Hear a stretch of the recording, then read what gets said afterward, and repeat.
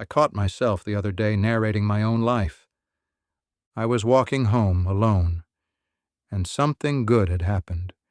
A small thing, it doesn't matter what. And I noticed that inside my head, I was already telling someone about it, phrasing it, choosing the words, deciding which details to keep and which to cut. There was no one there. The conversation was with no one. And yet I was composing it the way you'd compose a message or a post or a story to tell at dinner. And I stopped on the street and I thought, how long have I been doing this? Because once I noticed it, I couldn't stop noticing it. I eat a meal and some part of me is framing it.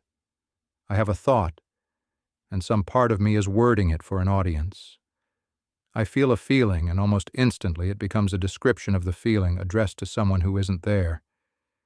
I am, it turns out, constantly performing my own life, narrating it, editing it, presenting it, to an audience that does not exist.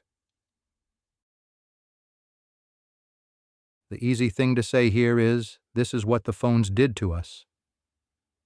Social media taught us to turn every moment into content, to live for the post, to perform instead of live.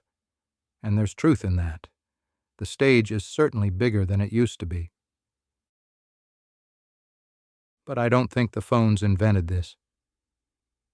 I think the phones just revealed something that was always there. Because think about it. Long before there was a single camera in the world, people told stories about their day. People rehearsed difficult conversations in their heads. People imagined how they'd describe a moment to a friend, even as the moment was happening. The shepherd alone on the hill, the grandmother by the fire, they were narrating too. We have always lived partly inside an imagined account of our own lives. So maybe the performing isn't a modern sickness. Maybe it's just what a human being is. A creature that cannot simply have an experience, that must at the same time witness itself having it. That stands slightly outside its own life, narrating. And here is where it gets strange. If I am always performing, if there is always a version of me presenting my life to an imagined audience, then who is the audience?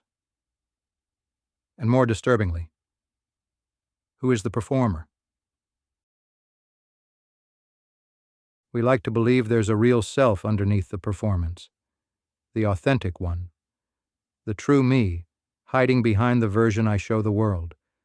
And the dream the whole culture sells us, is that one day we'll strip away the performance and finally be ourselves. Be real. Be authentic. Drop the act. But when I go looking for that real self underneath, when I actually try to find the me that isn't performing, I can't find it.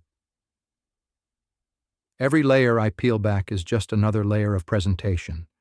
The authentic self, I imagine, is itself a kind of performance, a character called the real me, Katori I've also composed, also edited, also addressed to an audience. There is no green room. There is no backstage where I take off the costume and become the actual person. It's stages all the way down. For a while this frightened me.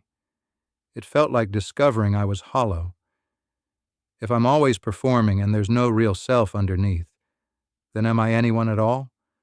Or just an endless series of masks with nothing behind them? But I've started slowly to see it differently. Maybe the self isn't the thing underneath the performances. Maybe the self is the performing. Maybe a person is not a hidden core that occasionally puts on masks. Maybe a person just is the whole moving collection of masks, the narrating, the witnessing, the endless composition of a life into a story. not a noun hiding behind the verbs, just the verbs. And if that's true, then the goal was never to stop performing and find the real me. There is no real me waiting to be found. There is only the question of what I perform, and for whom, and whether the performance is kind. Which brings me back to the street, and the good thing that happened, and me narrating it to no one. I used to think that the imagined audience was a problem, that I should learn to just live the moment without composing it. But now I wonder if that imagined audience is something gentler than I thought. When I narrate my life to no one, who is the no one? I think often it's the people I love. I think the imagined audience is built out of everyone who has ever listened to me. I think we narrate our lives in part to the people who are not there, to the absent, to the distant, to the dead. I tell my day to a father who can't hear me, to a friend I haven't spoken to in years, to people who are gone. Maybe that's what the performing really is. Not vanity, not fakeness. Just the deep human refusal to experience anything completely alone. The need to share even the unshared moments, to hand them silently to someone. So I've stopped trying to catch myself performing and stop it. Instead, I've started paying attention to who I'm performing for, because the audience I imagine, it turns out, is a kind of map of who I love. And the moments I most want to narrate are the moments I most wish I could share. We are all performing, and no one is watching. And the no one we perform for is, I think, made entirely out of the people we miss. One of the quiet things, behind the closed door,